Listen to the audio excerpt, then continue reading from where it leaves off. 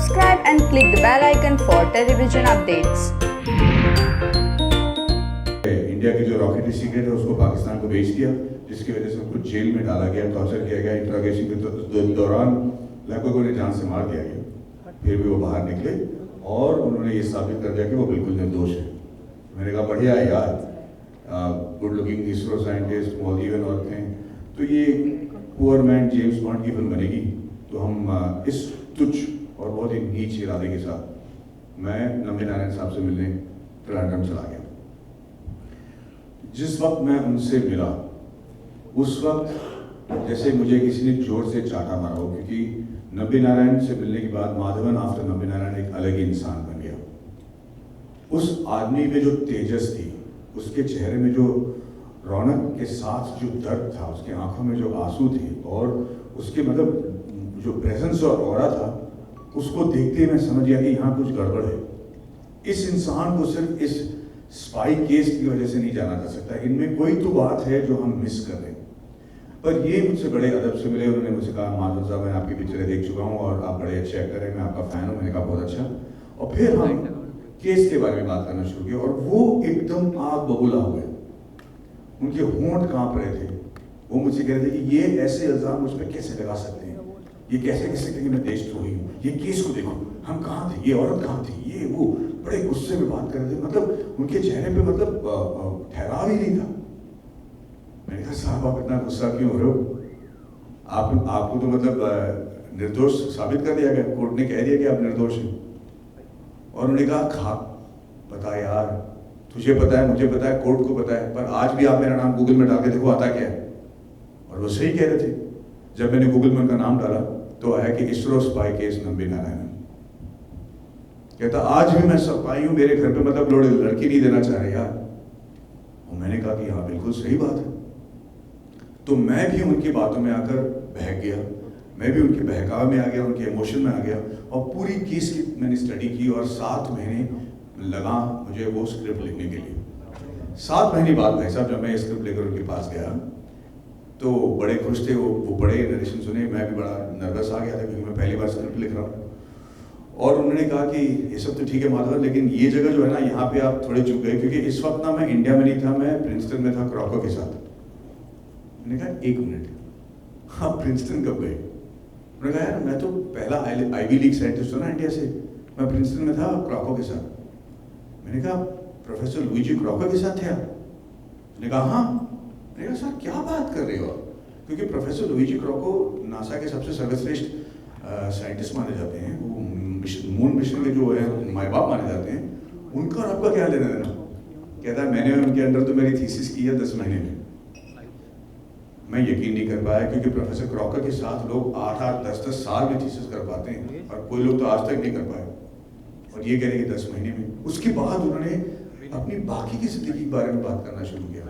Princeton, France, जहाँ पे वो 72 साइंटिस्ट को लेकर ये प्रिटेंड करते हुए गए हैं कि आप उनको फ्रेंच नहीं आती लेकिन 3 साल से फ्रेंच सीख रहे थे, वहाँ पे जाके गधा मजदूरी करने के लिए, ताकि वहाँ पे जो वो लिक्विड इंजन बना रहे थे उसके बारे में वो सीख पाए। स्कॉटलैंड में जाकर 400 बिलियन पाउंड के सामान ले आना, यूएसएसआर जाकर उनसे लड़ना, क्योंकि उस वक्त यूएसएसआर टूट रहा था।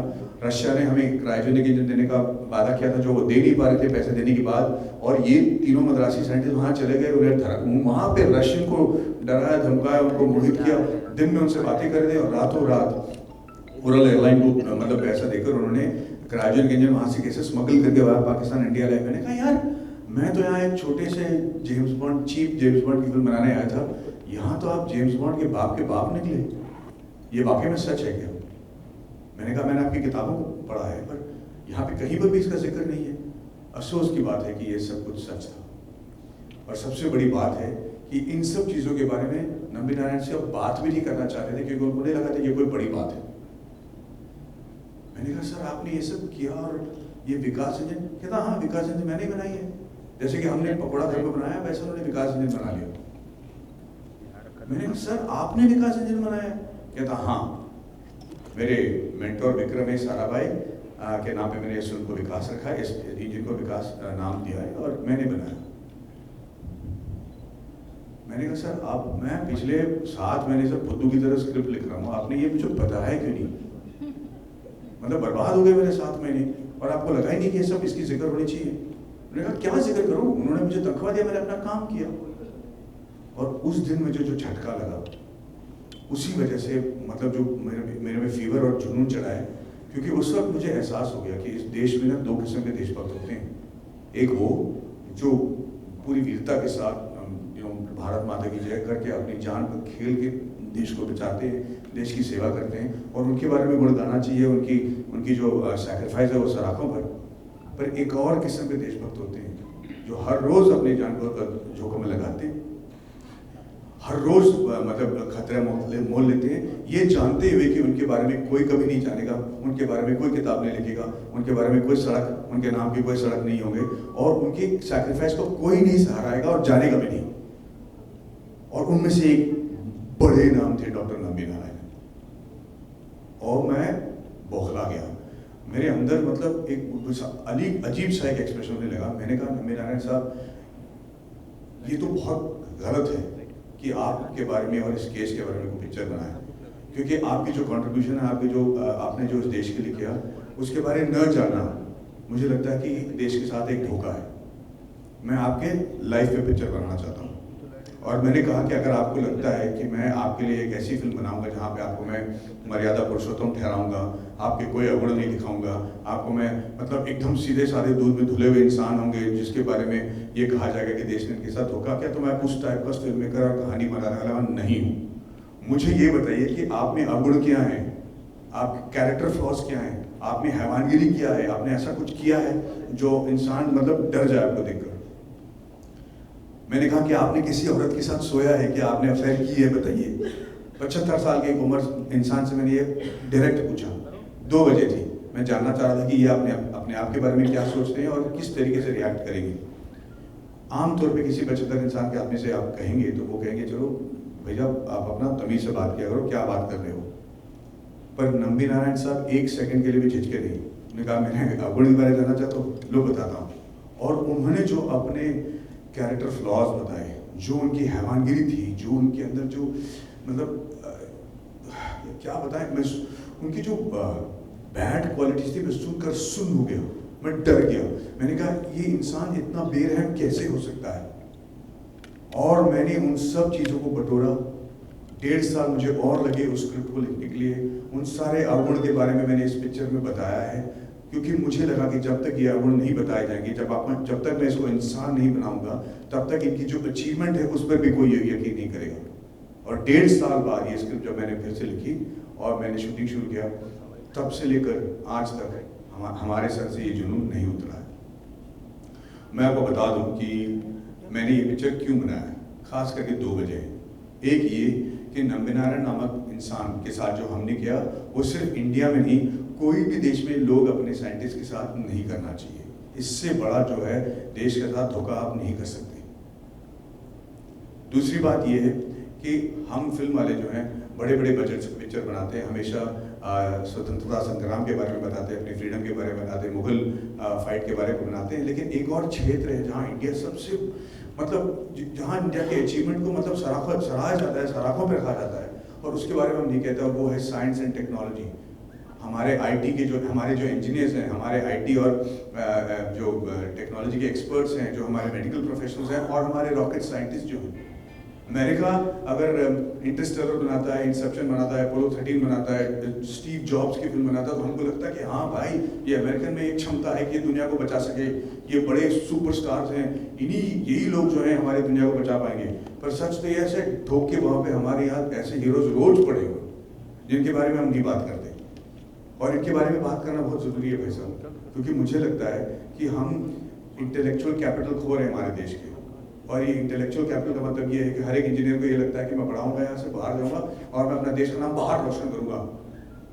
सही कह रहे हैं आप, क्योंकि आपको यहाँ शायद मौका नहीं मिल रहा है, पर इन सब लोगों को वापस ले आना जरूरी है, क्योंकि मेरा मानना ये है, और मैं बिल्कुल नाटक नहीं कर रहा हूँ, क्योंकि मैं जानता हूँ कि टेक्नोलॉजी की वजह से जुड़े होने की वजह से मैं जानता हूँ कि आने वाले सालों में और बहुत ही जल्दी, बहुत ही शीघ्र, आपके अनुमान से भी ज़्यादा शीघ्र अंतरिक्ष में जाना हमारे लिए ज़रूरी हो जाएगा। अंतरिक्ष हमारी ज़िंदगी का एक बड़ा हिस्सा बनने वाला है। हमें जाकर मून में सेटल होना पड़ेगा, वहाँ के एलिमेंट्स को शायद परख कर ऐसे एलिमेंट्स ढूंढने पड़ेंगे जो इंडिया में, जो हमारे एलिमेंट्री टेबल में नहीं है, जिसकी वजह से शायद ऐसे दवाएं निकल जाएं जो हमारे जो डिजीज यहाँ पे हैं जिसे हम ट्रीट नहीं कर पा रहे, उसके कोई हल निकल आए। हमें मार्स जाना ज़रूरी होगा। कहा जाता है कि पहले ज़माने में जिस इंसान के पास ज़मीन थी, जिससे ज़मीन पर उसका काबू था, कंट्रोल था, वो राजा था। उसके बाद जिन लोगों ने समुद्र पर कंट्रोल कर लिया, वो देश के सबसे माहिर और स्ट्रॉन्ग नेशन बन गए। फिर those that control the skies and the air, they started ruling the world and they were the most powerful nation. But now it is space, the final frontier. जिसको कंट्रोल होगा space के बारे में, जो space के बारे में ज़्यादा जानेगा और उसका कंट्रोल रख पाएगा, वही इस दुनिया में सबसे सर्वश्रेष्ठ नेशन रहेगा। और इंडिया में ये काबिलियत है।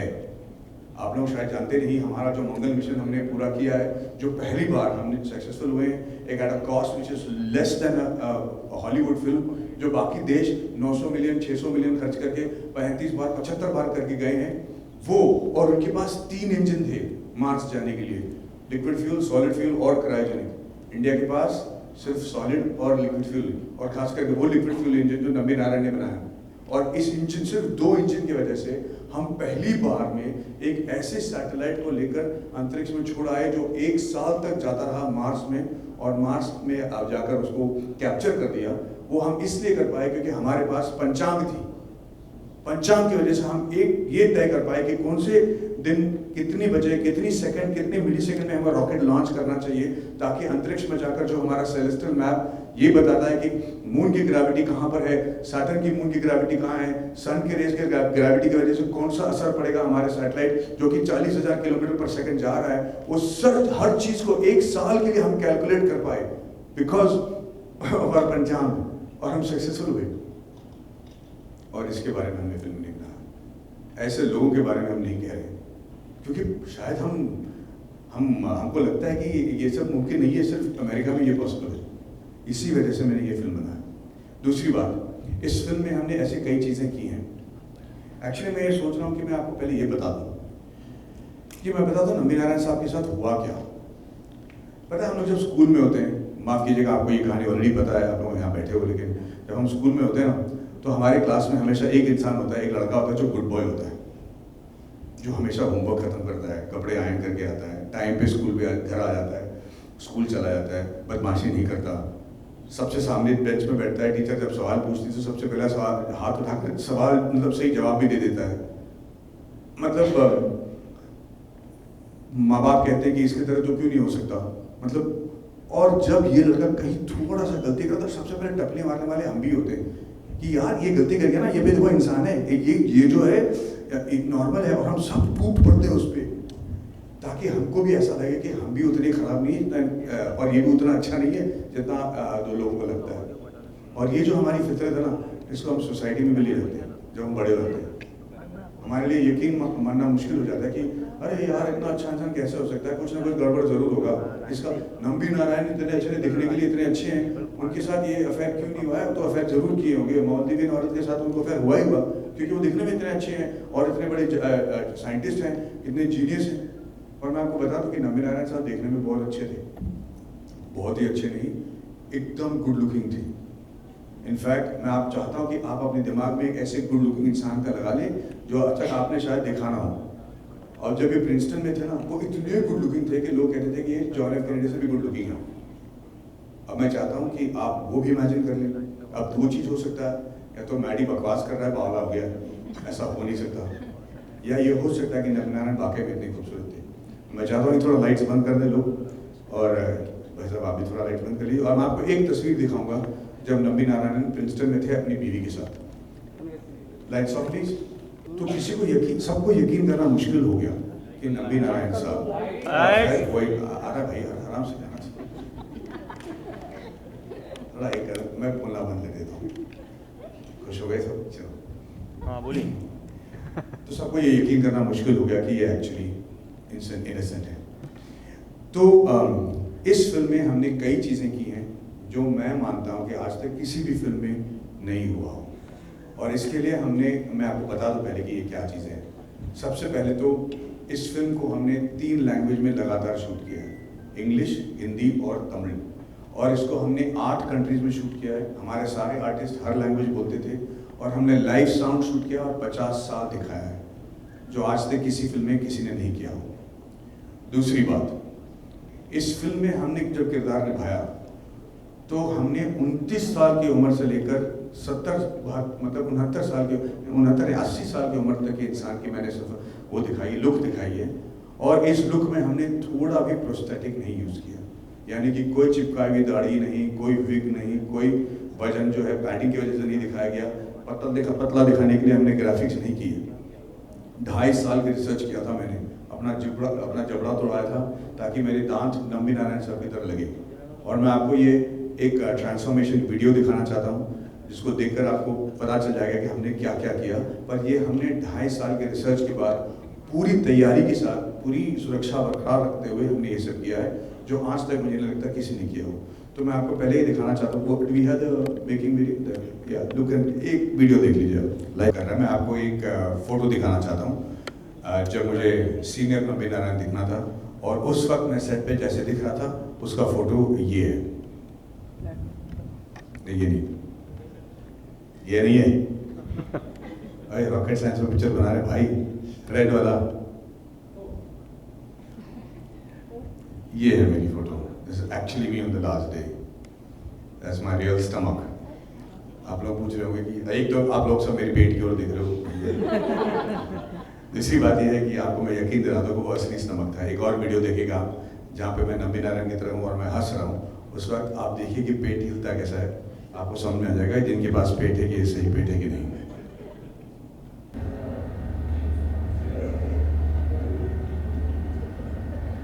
ये पैडिंग वाला पेट हो नहीं सकता। अब मैं आपको एक ऐसा फोटो दिखाऊंगा, इस फोटो को लेने के ठीक 14 दिन बाद वाली मेरी ये फोटो। आप हेयर स्टाइल नोटिस करें ताकि आपको यकीन हो जाए कि कुछ चेंज नहीं हुआ। और 14 दिन बाद हमारे रिसर्च की वजह से जो हमने किया है वो फोटो देखिए। या तो मैं बता दूं कि ये सब रियल है। अगर आप पूछोगे कि ये सब रियल रखना क्यों ज़रूरी था, मैं आपको बता दूं कि मैंने जो कुछ भी इस फिल्म में दिखाया है हर चीज़ रियल है। और अगर ये देखते वक्त आपको थोड़ा सा शक हो जाए कि भाई ये मूंछ अलग झूठा है, या दाढ़ी झूठा है, या पेट पे पैडिंग डाला गया है, तो बाकी सब चीज़ों पे भी आपका यकीन उठ जाएगा। Which is the reason I have to do this. यही नहीं, मेरे सारे साइंटिस्ट, मेरे सारे आर्टिस्ट ये कर पाए। और इसके साथ जो हमने एक और चीज़ किया जो पहली बार की जा रही है फिल्म स्क्रीन पर, वो ये है कि आप लोगों ने रॉकेट लॉन्च देखे होंगे, बहुत सारे रॉकेट्स देखे होंगे, आपने स्पेस देखा होगा, सैटेलाइट देखा होगा, लेकिन आप में से किसी ने स्क्रीन पर रॉकेट इंजन नहीं देखा होगा। और मैं लेडीज़ को बता दूँ, औरतों को बता दूँ कि रॉकेट इंजन जो है ना, देखने के लिए एक डायमंड ब्रोच की तरह दिखता है। मतलब आप देखते ही प्यार हो जाए। मेरी बीवी कह रही थी यार दे दो, मैं लॉकेट की तरह पहन लेती हूँ। इतनी खूबसूरत है वो, शाइनी होता है, एकदम प्योर होता है, एक डस्ट उस पर नहीं हो सकता, क्योंकि अगर डस्ट हो तो मैल फंक्शन कर जाएगा। लेकिन जब वो इंजन चालू होता है वो इतना पावरफुल होता है, उसमें इतनी शक्ति होती है कि 3 किलोमीटर तक आपके कान के पर्दे भर जाए, खून निकल आए। और ये आवाज़ जो इंजन करती है, that's the loudest noise known to man. तो ये अगर आपका सवाल है कि ये पिक्चर बनाने के बाद कोविड के दौरान आपने फिल्म को क्यों नहीं रिलीज़ किया, वो इसी वजह से, क्योंकि जो हम इसका इफेक्ट स्क्रीन पर देख पाएंगे वो हम OTT पे बिल्कुल नहीं एहसास कर पाएंगे। और ये सिर्फ फिल्म के साथ नहीं बल्कि नंबी नारायण साहब के साथ भी नाइंसाफ़ी होगी। इसीलिए जिस जुनून के साथ हमने पिक्चर बनाई थी, और मैं आपको बता दूं कि ये पिक्चर किसी भी तरीके से लॉजिकल नहीं है। ये मेरे मार्केट जो इसकी जो बजट है वो ये मेरे मार्केट वाले के कहीं ज़्यादा है, तो इसको बनाना नहीं चाहिए था। मैं इसलिए इस फिल्म को लिखना शुरू किया क्योंकि मैं इनके सब्जेक्ट के बारे में जानता था। टेक्निकल नॉलेज है, इंजीनियरिंग में इंटरेस्ट है, एरोस्पेस में इंटरेस्ट है, तो मैं इनके इंजन की खासियत समझ पाया और उसको समझाने में मैं अपने आप को काबिल समझता था कि मैं सीन ऐसा लिख पाऊंगा कि पब्लिक समझ जाए। अगर वो रॉकेट साइंस ना भी समझें, ये समझ जाएंगे कि इसका इम्पैक्ट क्या है। पर अगर नासा वाला साइंटिस्ट इस पिक्चर को देखे तो उसको समझ में आ जाएगा कि नंबी नारायण ने क्या तीर मारा है, उसको क्रिंज नहीं करना पड़ेगा। दूसरी बात यह है कि मैं इसको एज एन एक्टर, हर एक एक्टर चाहता है कि वो एक लाइफ टाइम वाली रोल करे, जहाँ पे नायकन की तरह यंग उम्र से लेके बड़ी उम्र तक की उसकी एक्टिंग की क्षमता दिखाए। मुझे नहीं पड़ा था कि मुझे अपना जबड़ा बड़ा तोड़वाना पड़ेगा, फिर भी मैंने कहा एज एन एक्टर मैं ये नंबी नारायण का रोल कर लेता हूँ। जब मैं इसको प्रोड्यूस करवाना चाहा तो मैं बहुत लोगों के पास गया, लोगों ने कहा मानव जी आपकी पिक्चरें बहुत अच्छी होती हैं, अच्छे अच्छे बनाते हो, ये कौन सी पिक्चर है? मैंने कहा रॉकेटरी। उन्होंने कहा क्या ट्री? मैंने कहा भाई रॉकेटरी है। फिर उन्होंने कहा अच्छा तो कर लेते, क्या बजट होगी? मैंने उनको बजट बताया। कहता अच्छा हीरोइन कौन है? मैंने कहा सर फिल्म में हीरोइन नहीं है। मैंने कहा अच्छा अलग कुछ बात होगी, इसमें फाइट्स कितने? मैंने कहा कोई फाइट नहीं है। कहते आप जेम्स बॉन्ड की फिल्म कह रहे हो लेकिन फाइट नहीं? मैंने कहा फाइट नहीं है। फिर उन्होंने कहा कि गाने कितने हैं? मैंने कहा गाने नहीं है। फिर उन्होंने कहा कि प्रोड्यूसर नहीं है। मैंने कहा ठीक है मैं खुद ही प्रोड्यूस कर लेता हूँ। और मेरे साथ जो प्रोड्यूस करने के लिए आए मेरे दोस्त विजय मुलन, कहाँ भाई विजय? विजय मुलन कहाँ है नहीं? अच्छा मेरे जो प्रोड्यूसर मिस्टर विजय मुलन है और गर्गिस मुलन और 27th एंटरटेनमेंट, ये भी इस फिल्म में जब जुड़े हैं मुझे लगा कि ये मेरे लिए जुड़े हैं, लेकिन सच तो ये है कि ये नंबी नारायण साहब के इतने बड़े फैन थे कि इन्होंने कहा कि ये पिक्चर बनाना और चाहे सर फटे या माता, ये पिक्चर हम पब्लिक को जरूर दिखाएंगे। तो वो जुड़ गए, तो पिक्चर के लिए हम रेडी हो गए। पर कतई ही इस फिल्म को मैं डायरेक्ट नहीं करने वाला था, क्योंकि डायरेक्ट करने के लिए जो क्षमता चाहिए वो मेरे में है ही नहीं, पेशेंट भी नहीं है। मैं एक एक्टर हूँ, सेट पे चले जाता हूँ तो लोग बोलते हैं कि भाई आज ये कपड़े पहनना है, इस हीरोइन के साथ नचाना है, हम स्विट्जरलैंड जा रहे हैं, हम शूटिंग कर लेते हैं, हमको चेक दे देते हैं, मैं बैंक चला जाता हूँ, रिलीज के टाइम पे नर्वस होने का नाटक कर लेता हूँ, पिक्चर रिलीज हो जाती है, फिर खुश हो जाता हूँ। और ये डायरेक्शन बोल लेना, लोगों के लिए रुकना, उन लोगों के लिए फ़ोन, उन लोगों को फ़ोन करना जिनका मैं फ़ोन शायद लाइफ में कभी उठाऊँ नहीं, ये सारी चीज़ें मुझे करना पड़ा। लेकिन मैं इसे डायरेक्ट करने के लिए रेडी नहीं था। शूटिंग के 20 दिन पहले 25 दिन पहले मेरे डायरेक्टर साहब जो थे उनसे उनका शेड्यूल मैच नहीं हो पाया, उन्होंने एंड वक्त पे मैं वो इस फिल्म को डायरेक्ट नहीं कर पाए। उस वक्त मेरे पास दो चारा था कि पिक्चर को या तो ड्रॉप कर दो या फिर नंबी नारायण साहब का कहना था कि मैडी आप ये कहानी के बारे में जानते हो, व्यंजन के बारे में जानते हो, आपने बड़े बड़े डायरेक्टर के साथ काम किए, तो आप फिल्म को डायरेक्ट जरूर कीजिएगा। और मेरे फ्रंटर्स भी कहा कि हाँ है आप करो यार, इट शुड बी ओके। तो एक मूड में आके जोश में आके मैंने कहा मैं डायरेक्ट कर लेता हूँ। लेकिन 25 दिन बाद जब मैं पहली बार सेट पे गया तो ऐसी फटी है कि क्या बताऊँ। मतलब मेरे सामने एक ऐसा पहाड़ खड़ा था जिसका मैं शिखर नहीं देख पा रहा था, डरा हुआ था। मेरे दोस्त ने कहा यूएस से फ़ोन करके, पता नहीं क्यों उसने फ़ोन किया, लेकिन यूएस से फ़ोन करके उसने कहा कि मैडी यार तू सेट पे पहुंच चुका है, लोग रुके हुए हैं, तेरे सामने कैमरा है, एक शॉट ले ले, पहला शॉट तो ले ले, छोटा सा एक शॉट ले ले बस, फिर तय करना कि करना क्या है। मैंने कहा ठीक है। मैंने एक पहला शॉट लिया, फिर दूसरा शॉट लिया, और ऐसे शॉट लेते लेते आज मैं आपके सामने खड़ा हूँ। 1 जुलाई को पता चल जाएगा कि हमारा कौन कितने पानी में है।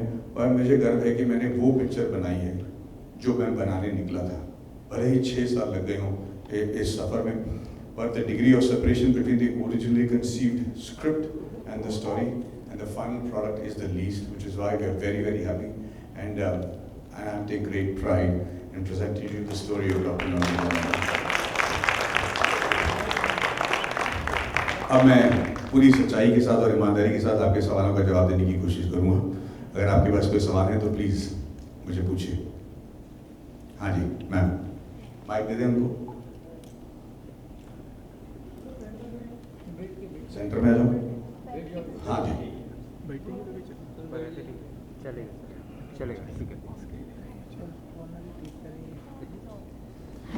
Hello. So you have written, directed and produced the film and like you have gone all in.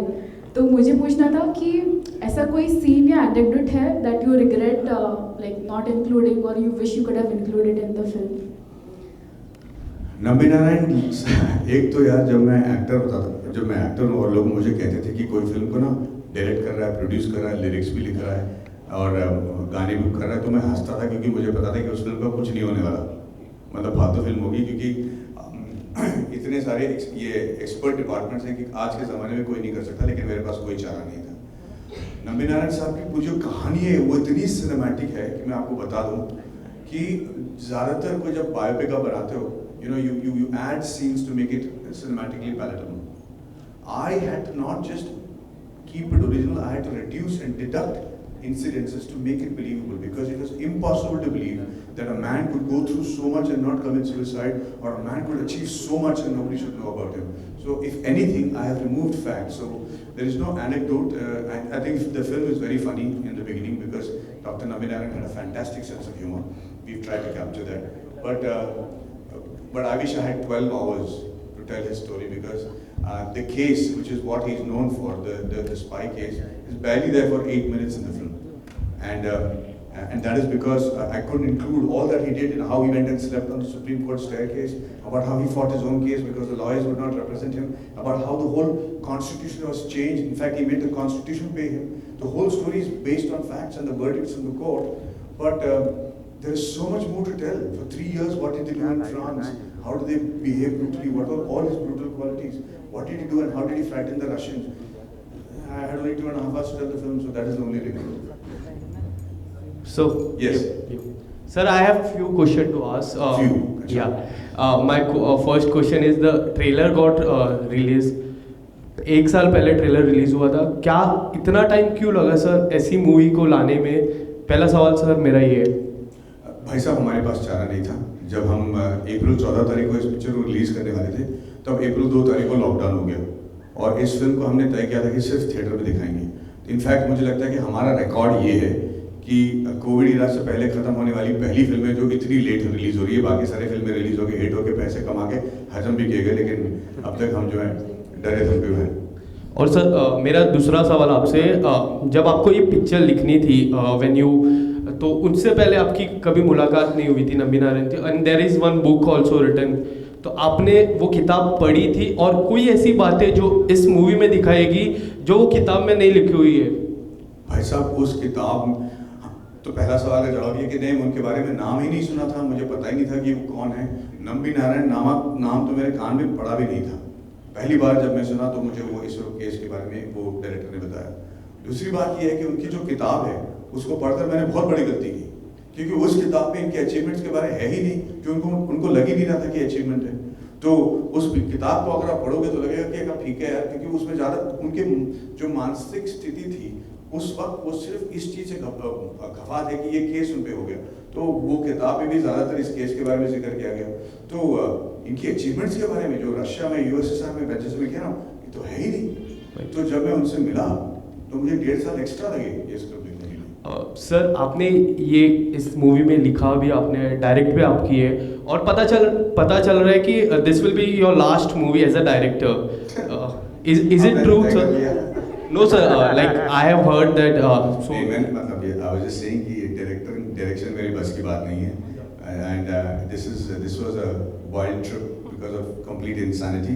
I don't think I'll be able to direct again. And what was the difficult parts as a writer, director, and doing acting? What was the difficult part? क्योंकि biopic करने से पहले हम उस इंसान के बारे में जान लेना बहुत मतलब लाइक इम्पोर्टेंट होता है. And now when we see the biopic, cricketer पे बनती है या फिर कोई स्टार्स पे बन जाती है, पर एक साइंटिस्ट पे, इतने बड़े कलाकार पे, इतने बड़े साइंटिस्ट पे बायोपिक बनना is a big thing sir.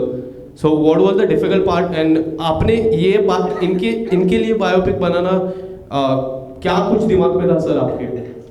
आप सही कह रहे हैं. अगर मैं बायोपिक एक क्रिकेटर के बारे में या एक फाइटर के बारे में या एक डांसर के बारे में या सिंगर के बारे में बनाता तो पब्लिक को ये बताना कि ये अच्छे सिंगर हैं, अच्छे क्रिकेटर हैं, बहुत आसान हो जाता, क्योंकि आप विजुअली दिखा सकते हैं कि भाई अच्छा नाच रहा है, अच्छा गा रहा है, अच्छा क्रिकेट खेल रहा है. पर एक रॉकेट साइंटिस्ट की क्षमता मैं आपको कैसे समझाऊं, और वो भी साधारण रॉकेट साइंटिस्ट और जीनियस रॉकेट साइंटिस्ट के बीच के फर्क मैं आपको कैसे समझाऊं. तो ये समझने में मुझे बहुत वक्त लग गया, और समझते समझते एक ऐसा स्क्रिप्ट लिखना, एक ऐसी कहानी लिखना जहाँ पे लोग ये भी समझे कि ये रॉकेट साइंस है, इसलिए मुझे सब कुछ समझ में नहीं आना चाहिए, लेकिन इसका इम्पैक्ट भी सही हो, लेकिन जिसे रॉकेट साइंस समझ में आए उसे भी लगे कि वाह यार नंबी नारायण ने क्या हासिल किया है. ये मेरे लिए राइटिंग वाइज बहुत बड़ा चैलेंज था. जब मैंने इसको क्रैक कर लिया, मुझे बाकी सब चीज़ें आसान लगने लगी. Hello sorry, that is the most difficult. Hello, hi, Maddy Neha from Aajtak. मेरा 2 सवाल है. एक तो कांस फिल्म फेस्टिवल में इसे दिखाया गया और जिस तरीके का रिस्पॉन्स रहा, वो कितना ओवरवेलमिंग था आपके लिए, और वो उसके बारे में वो एक्सपीरियंस थोड़ा बताएं. तो जब हम सेलेक्ट हो गए कांस के लिए, तो मुझे एक बहुत बड़ा डिसीजन लेना पड़ा कि मुझे जाना चाहिए या नहीं, क्योंकि पिक्चर रिलीज होने से 1 महीने पहले वो पिक्चर पब्लिक को दिखाई जाएगी, और वो भी कैन में, जहाँ पे लोग ज़्यादा सहानुभूति नहीं दिखाते. अगर पिक्चर अच्छी नहीं है तो उठ के चले जाएंगे या फिर आपकी इज्जत नीलाम कर देंगे. तो मुझे लगा कि पब्लिसिटी अच्छी होगी, लेकिन अगर पिक्चर समझ में नहीं और पसंद नहीं लोगों को तो मेरी बैंड मिल जाएगी. फिर भी हमने कहा कि यार इतनी दूर पहुंच गए हैं, चलो कर ही लेते हैं. और जब पिक्चर दिखाई जा रही थी, मैं बाहर बैठकर बहुत प्रे किया हूँ. मुझे सिर्फ ये डर था कि जितने लोगों ने मुझ पर भरोसा करके ये पिक्चर को वहाँ इंटरनेशनल इसका जो प्रीमियर करवाया, कम से कम उनको मैं एम्बैरस ना करूँ, क्योंकि इतना दूर ले जाके इंडिया पिक्चर दिखा के आप एम्बैरस कर दोगे तो मतलब इससे बड़ा ये नहीं हो सकता। बट थैंकफुली जब वो पिक्चर रिलीज हुई और पिक्चर खत्म हुई तो सब उठकर ताली मारने लगे और कुछ 10 मिनट तक लगातार उन्होंने ताली मारा। मुझे नहीं पता कि वो मेरे लिए ताली मार रहे थे या मेरी एक्टिंग के लिए मार रहे थे, लेकिन मुझे यकीनन पता है कि वो नंबी नारायण साहब के लिए मार रहे थे, जिसकी वजह से मुझे तसल्ली हुई कि भैया मैंने खुद फिल्म नहीं बनाई है। अब थिएटर में जो होगा सो होगा, लेकिन ठीक ठाक फिल्म तो बनी है। टॉकिंग अबाउट थिएटर, तो थिएटर में आफ्टर पोस्ट कोरोना जो है वो बहुत ही मतलब वो रॉकेट साइंस हो गया उसके बॉक्स ऑफिस के मतलब प्रेडिक्टेबिलिटी को लेकर। तो being a producer, director, actor, कितना टेंशन या प्रेशर है एक बॉक्स ऑफिस के कलेक्शन को लेकर? मुझे तो एक्चुअली रिलीफ है कि 6 साल के बाद ये पिक्चर रिलीज हो रही है। हाँ, जहाँ तक इसका आउटकम है वो तो मैं इतनी पिक्चरें रिलीज कर चुका हूँ कि मुझे पता है कि कोई कुछ प्रेडिक्ट नहीं कर सकता। पर हमें पता है कि पूरे तहे दिल से हमने ये फिल्म बनाया और अगर चल जाए तो अच्छी है, सोने में सुहागा अगर नहीं चलती है तो फिर हम अपने आप को रिट्रोस्पेक्ट करेंगे। लेकिन जहाँ तक बॉक्स ऑफिस में परफॉर्मेंस की बात है, it's not such a rocket science. हाल ही में जितने भी बड़े पिक्चरें हिट हुई हैं उसमें हमने ये चीज़ कॉमन देखा है कि चाहे वो पुष्पा हो, RRR हो, बाहुबली हो, गंगूबाई हो या कश्मीर फाइल्स या भूल भुलैया, वो कोई भी फिल्म आसान से 1.5 महीने में 2 महीने में बनने वाली फिल्में नहीं है। उसमें सारे एक्टर बहुत हार्डवर्क करके उसी पिक्चर में कई सालों तक वो जुड़े रहे और बड़े कमिटमेंट के साथ उन्होंने वो पिक्चर की है। तो अगर वो कोई पैटर्न है तो शायद हम इसमें बच जाएंगे, ये मेरा मानना है। Hi, Sir, hi. Hi. Amit here from Hi. Panic Basket Tulip. Sir मतलब इतने लंबे समय तक फिल्म के साथ अटैच रहना ये रिस्क भी है, इसको आप रिस्क भी लेते हैं बिकॉज आप इसमें मतलब न सिर्फ एक्टर बल्कि डायरेक्टर और एज अ प्रोड्यूसर भी जुड़े हुए हैं। सो कितना जोखिम भरा इसको मान रहे हैं आप इस स्टेप? देखिए, ये तो मैं कह रहा हूँ ना कि ये पागलपन थी, क्योंकि हम तो लॉजिक के साथ जा ही नहीं रहे थे इस पिक्चर को लेकर। जो मेरी मार्केट है उससे कहीं ज़्यादा इसकी फिल्म की बजट है और एक नए डायरेक्टर को इतना बड़ा रिस्पॉन्सिबिलिटी देना इतने बड़े बजट के साथ और एक ऐसी पिक्चर बनाना जो 3 लैंग्वेज में करेंगे, 8 कंट्री में शूट करेंगे, रॉकेट साइंस के बारे में भी है, जबड़ा भी तुड़वाएंगे, मोटे भी होंगे, पतले भी होंगे, ये सब मतलब अगर कोई अभी मुड़कर अगर मैं देखता हूँ तो मुझे लगता है तो क्या सोच रहा था भाई, तेरे पैसे तो गए, मतलब ऐसा हो ही नहीं सकता कि ये it looks like a sensible decision. पर हम क्या करें, हमारे सर पर तो जुनून चढ़ा हुआ था कि भाई नबी नारायण साहब की कहानी बतानी है हमें मतलब वो लग रहा था कि there is no way we can not tell his story, there is no way that India can lose out on intellectual capital which is so important for us and nothing else mattered after that. Yeah, I know what you're saying is practically true if you have to look at it pragmatically. We're completely dumb people to have backed this film, but all great things have dumb beginnings, I guess. और आपके close friend है Hirani sir जी, और वो आपके साथ आए भी थे साला खड़ूस जी को किया था, तो मतलब क्या उनको भी अप्रोच किया था कि यार आप आओ प्लीज डायरेक्ट करो या फिर मतलब क्या तरीका रहा था? देखिए, एंड वक्त पर मैं डायरेक्टर बना तो मुझे किसी से सलाह लेने का वक्त ही नहीं था। दूसरी बात यह है कि राजकुमार हिरानी साहब या मणिरत्नम साहब या राकेश मेहरा साहब, इनको मैं मतलब इनसे कि मैं क्या पूछता, ये तो ऐसी एक सब्जेक्ट है जो मैं खुद ही नहीं समझ पाया हूँ, ना कोई ऐसी फिल्म बनी है कभी, ना ये मुझे बता पाते कि यार राजेश गेंजिल का जो थ्रस्टर है उसका एंगल क्या होना चाहिए, या फिर 3 लैंग्वेज को किसी ने पहले कभी नहीं शूट किया 3 लैंग्वेज में, तो कैसे शूट किया जाए, तो सारा प्रोसेस तो मुझे ही डेवलप करना पड़ा। तो मैंने किसी को कांटेक्ट नहीं किया, मैंने बस खत्म करने के बाद कुछ सीन्स लोग को दिखाए और उनसे सलाह ली, but I didn't contact them at all. तो मतलब इस स्टेज पर अभी इस वक्त कौन से OTT के मतलब प्लेयर वो इसमें इंटरेस्ट दिखा रहे हैं? बिकॉज इस तरह की सेंसिबिलिटी की फिल्म अमेजोन या नेटफ्लिक्स को बिल्कुल वो उनके लिए एप्ट हो सकता है, और इधर इंडिया में कौन एज अ डिस्ट्रीब्यूटर आ रहा है और कितने नंबर ऑफ स्क्रीन काउंट्स आप लोग इस सोच रहे हैं? तो इंडिया पे UFO डिस्ट्रीब्यूटर है, हाँ, वो लिखा हुआ है, वहाँ पे प्रोड्यूसर ये हैं मोल वर्गीस मुलन ट्राई कलर्स और 27, और इसके जो साउथ के डिस्ट्रीब्यूटर हैं वो रेड जायंट्स, और ओवरसीज डिस्ट्रीब्यूटर हैं यशराज। तो अभी तक प्रिंट्स फाइनलाइज नहीं हुआ क्योंकि पहले तो जुग जो रिलीज होगी फिर हमको पता चलेगा कितना थिएटर हमें मिलेंगे, तो पर मुझे लगता है कि काफ़ी वाइड रिलीज होगी, और ये चूँकि तमिल, तेलुगु, मलयालम, कन्नड़, हिंदी, इंग्लिश में रिलीज हो रही है, I think it be a substantial release, that's what I am hoping for. Hi, sir. This And OTT, we are still figuring it out, and we'll work it out and let you know when we have a locked scene. Hello, Mani. This is Hi. Nikita from India Forums. Hi. I wanted to ask you, Nambi sir का reaction क्या था जब इन्होंने ये film देखी? मैं हर बात तो आपको नहीं बता सकता क्योंकि मुझे लगेगा कि ये छोटी भी बड़ी बात है, पर मुझे पता है कि नबी नारायण सर की खासियत यह है कि जब भी आप उनसे कोई सवाल पूछोगे तो वो इतने परसेप्टिव जीनियस है कि पहले वो सवाल का जवाब देंगे जो आपने पूछा, फिर उस सवाल का जवाब देंगे जिसकी वजह से आपने वो सवाल पूछा, और फिर वो सवाल का जवाब देंगे जो आपने नहीं पूछा और पूछने वाले हैं। दैट परसेप्टिव ये है। तो इनके साथ जब हम बातचीत करते हैं तो बहुत सतर्क रहना पड़ता है, because is very very smart. When I showed him the film, it was in Juhu, in Andheri, and everybody in the office was pretending to, work really hard. When the film got over, he came out. He said, "Madhavan, where is the toilet?" He went to the toilet, and he came out, and we're all waiting, हाथ पीछे करके, और सब लोग ना phone पे बात कर रहे हैं, जैसे इग्नोर करें, उनको टाइम दे रहे हैं। तो उन्होंने कहा कि 6 बजे की मेरी फ्लाइट है ट्रिवेंड्रम, मैं एयरपोर्ट के लिए निकलता हूँ। मैंने कहा बस यही कहना आपको? उन्होंने कहा कि हाँ यार, अभी time, I have to go. मैंने कहा सर पिक्चर कैसी लगी? जनरली हम लोग इस इंडस्ट्री में हैं, और जब भी हम प्रीमियर देखने जाते हैं या फिल्म की मतलब शो कराते हैं इंडस्ट्री वालों को, तो जब लोग आके बाहर आके कहते हैं कि ना भाई क्या पिक्चर तूने बनाई है, मैं बाकी लोगों के बारे में तो नहीं पता लेकिन मुझे बहुत अच्छी लगी, मतलब पिक्चर पिटी।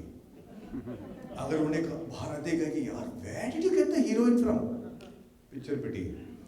उन्होंने अगर कहा कि यार इसका बजट क्या है, क्योंकि बस देखने में तो बहुत बड़ी बजट फिल्म है, मतलब पिक्चर पिटी।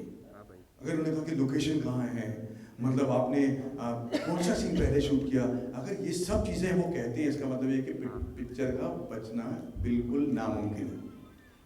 पर अगर पिक्चर ख़त्म होने के बाद वो चुपचाप बाहर आए और एक दूसरे को देखे और भागते हुए लिफ्ट की ओर ना भागे और बिल्डिंग का ना छोड़ दे, लेकिन अगर वो मंडराते रहे तो आप समझ जाइए कि हो सकता है कि थोड़ी बहुत चांसेस है कि पिक्चर बन जाएगी। ये ईर्ष्या में घूम रहे हैं और तारीफ करने से डर रहे हैं, पर इनको शायद पिक्चर अच्छी लगी। नबी नारायण साहब तो मतलब उस बिल्डिंग में नहीं, शहर में नहीं रहना चाह रहे थे, वो फ्लाइट पकड़ के ट्रिवेंड्रम जा रहे। तो लिफ्ट में गए और मैंने कहा सर बता दीजिए कुछ 18 लोग यहाँ पे हैं जो जानना चाहते हैं, दिल का दौरा पड़ जाएगा उनको। मैंने कहा कि यार बाहर आए, उन्होंने मुझे हक किया और फिर चले गए। उसके बाद ट्रिवेंड्रम से 8 बजे उनका फ़ोन आया, उस रॉकेट साइंटिस्ट ने 8 बजे मतलब 8 बजे फ़ोन आ जाएगा, और उन्होंने कहा कि माधवन मैंने अपनी ज़िंदगी में ऐसी कई चीज़ें देखी हैं जो ज़्यादातर लोग नहीं देख पाएंगे, और मैंने ऐसी भी चीज़ें देखी हैं जो ज़्यादातर लोगों को नहीं देखनी चाहिए, और मुझे लगता है कि मैंने सब कुछ देख लिया है। आज मैंने ये पिक्चर देखी और सबसे पहले मुझे ये एहसास हो गया कि बहुत लोग इस पिक्चर को देखने के बाद मेरे से चलेंगे, उन्हें ईर्ष्या होगी। और मैं पिछले 3 घंटे से ये सोचने की कोशिश कर रहा हूँ कि ऐसी कोई बात है इस फिल्म में जो झूठ है या जो हमने गलत कहा है अपने आप को ज़्यादा बड़ा दिखाने के लिए, और उसका जवाब ये है कि बिल्कुल नहीं, जो कुछ भी इस फिल्म में दिखाया आपने सच दिखाया। तो मैं ये कहना चाहता हूँ कि मैं जानना चाहता हूँ कि पब्लिक इस पिक्चर को देखकर क्या सोचती है, मैं उनका रिएक्शन देखना चाहता हूँ। मैं उस वक्त तक जिंदा रहना चाहता हूँ, जीने की इच्छा देने के लिए बहुत दुनिया। तो यार हम बिल्कुल टच हो गए। Amazing, amazing. Also, आपने अभी बताया कि you wished you had 12 hours to show this movie. So, what are your thoughts on making a web series on the same? I don't think that Nabin Narayan's sir's story can fit into the small screen. If you have to make it, you have to make it for the large screen. तो हो सकता है कि maybe part 2, part 3, but I don't know if I will direct it. I don't know. But I do feel that his story needs to be told. The rest of his story. Hi, sir. Hello, Shadwa. sir. Yeah, hi. Hello, sir. This is Neeti Roy from Filmy Beat. Sir चूंकि आपने इस film का लेखन भी, ये film एक scientist के बारे में है, उनकी, और ना सिर्फ उनकी कंट्रोवर्सी के बारे में बल्कि उनकी ज़िंदगी के बारे में है। जी। फिल्म लिखने के दौरान आपके फोकस में क्या था, या आपने क्या ध्यान में रखा था कि कॉमन पीपल भी इससे जुड़ सके, या क्योंकि वो साइंटिफिक फिल्म है। या देखिए मैं मानता हूँ कि हम ना अपने ऑडियंस को बहुत कम क्रेडिट देते हैं, क्योंकि हमारे ही साइंटिस्ट हैं जो दुनिया भर के सर्वश्रेष्ठ साइंटिस्टों में माने जाते हैं। फ्रॉम सुंदर पिचै तो सत्यम नडेला, ये लोग सब यहीं से गए हैं। इनफैक्ट अगर आप देखोगे तो मेटावर्स और वेब 3.0, हमारे लोग जो झांसी में, लखनऊ में, ऐसे छोटे छोटे शहरों में ये लोग हैं, इनकी टोटल वैल्यू आज $15.2 बिलियन डॉलर्स मानी जाती है। तो इनको समझने में कोई प्रॉब्लम नहीं है। मुझे लगता है कि हम अपने आप को एक वाई हाउस में डालकर ये समझने की कोशिश करते हैं कि यार इसको सरल बनाएं ताकि ये समझ जाएं। सच तो ये कि हमसे बहुत ज़्यादा समझते हैं। ऐसा कोई फिल्म नहीं है जो हमने इतना टेक्निकली और इंटेलेक्चुअली सुपीरियर बनाया कि लोगों ने उसको रिजेक्ट कर दिया क्योंकि वो बहुत ही ज़्यादा था। I think we have to, in fact the opposite is true. मुझे लगता है कि we have to up our ante as storytellers, actors and filmmakers and directors to be able to appeal to them and get their respect back. I think we beginning to lose that a little bit. Sir my second question is इस फिल्म में शाहरुख खान और Suriya sir ने guest appearance भी दिया है, उनके साथ अगर आप अपने बॉन्ड के बारे में कुछ शेयर करना चाहें तो। मैंने इस कहानी के बारे में जिक्र किया था खान साहब को when we were shooting for Zero, और उन्हें मुझे नहीं लगा था कि वो सुन भी रहे हैं, पर उन्होंने कहा कि अच्छा यार तू कुछ अलग करते रहता है, very happy very proud of you. फिर कई महीने के बाद जब पिक्चर बन गई और मैं उनके बर्थडे पे गया तो उन्होंने कहा कि मैडी तुम्हारी वो जो रॉकेट वाली फिल्म है ना, मैं उसमें एक रोल करना चाहता हूँ। मैंने कहा बहुत अच्छी बात है sir, thank you very much. कहता है ये मजाक नहीं कर रहा हूँ, मैं सीरियसली करना चाहता हूँ। मैंने कहा सर थैंक यू। कहता है यार इसको कोई समझाओ मैं सीरियस हूँ। तो यार मैंने कहा ठीक है सर। और फिर उसके सारे दोस्त आ गए तो मैं चला गया सरिता के साथ। और 2 दिन बाद मेरी बीवी ने कहा कि यार वो खान साहब ने आपसे कहा है, जिक्र किया है, एटलीस्ट उनको थैंक यू तो कह दो कि वो तुम्हारे स्क्रिप्ट को आज तक याद रखें। तो जब मैंने उनके असिस्टेंट को मैसेज किया कि आप कह दीजिए, तो उनका फ़ोन आ गया उनके असिस्टेंट का कि मैडी खान साहब पूछ रहे हैं कि आपको डेट कब चाहिए। मैंने कहा यार ऐसी बातें मत करो, खामखा मैं ख्याल पुलाव में घूम जाऊँगा, मेरे को लगेगा कि यकीन है। तो उन्होंने कहा no he is very serious. मैंने कहा मैं खान साहब को अपनी पिक्चर में बैकग्राउंड नहीं पासिंग करा सकता, क्या कह रही हैं आप। मैंने कहा एक रोल है जो इम्पोर्टेंट है। उन्होंने कहा कि कितने डेट्स चाहिए, और फिर वो आए, वो अपने कैरावैन के लिए, असिस्टेंट के लिए या अपने कपड़ों के लिए भी पैसे तक नहीं लिया। वो आए, हिंदी और इंग्लिश में एक्टिंग की उन्होंने, मुझे मतलब टोटली फ्री, और मैं बहुत खुशी महसूस कर रहा था कि हमारी इतनी बॉन्डिंग है, ये हमारे लिए मेरे लिए कर रहे हैं। लेकिन जिस वक्त ये जाकर नबी नारायण साहब से मिले और उनकी आंखों में जो मैंने आदर और प्यार देखा, तब मैं समझ गया कि ये एक्चुअली किसके लिए कर रहे हैं।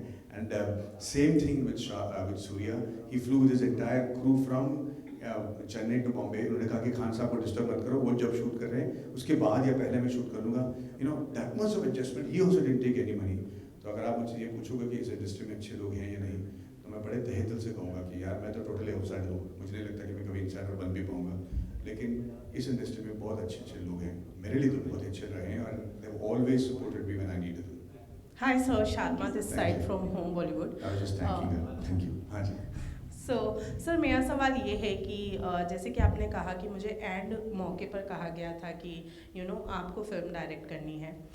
What was इतने सारे डायरेक्टर के साथ काम करने के बाद में कौन से एक ऐसे डायरेक्टर है जिनका ख्याल आपके दिमाग में आया हो आपको, क्योंकि डायरेक्टर की सीट संभालनी थी? मैं ना यही सोच में पड़ गया कि मैं किसकी तरह ये फिल्म को डायरेक्ट करूँ, किसकी तरह ये सेट को मेंटेन करूँ।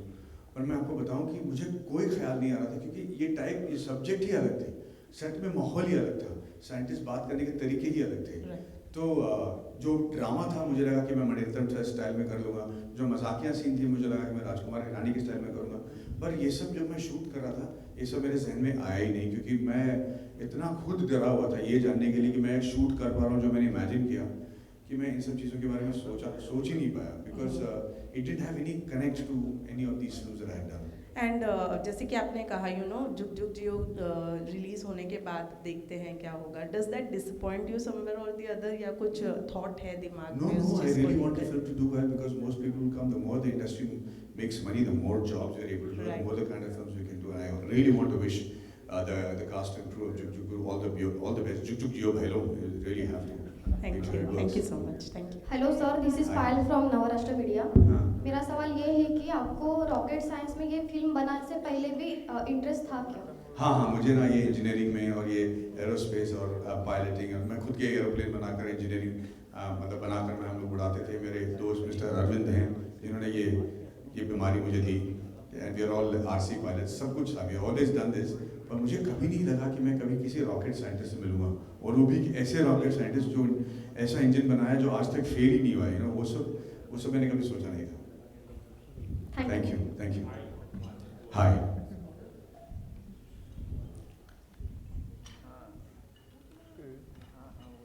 हाय माधवन। हाय।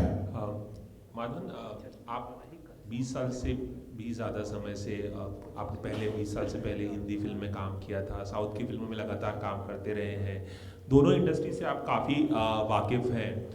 आजकल जो बहस चल रही है साउथ इंडियन फिल्म्स को लेकर, बड़ी बड़ी जो फिल्में हैं RRR, KGF, पुष्पा, और जो स्पेक्टेकल फिल्म बन रही है, बहुत लार्ज स्केल पे फिल्में बन रही हैं, और हिंदी की फिल्में बहुत कम चल रही हैं।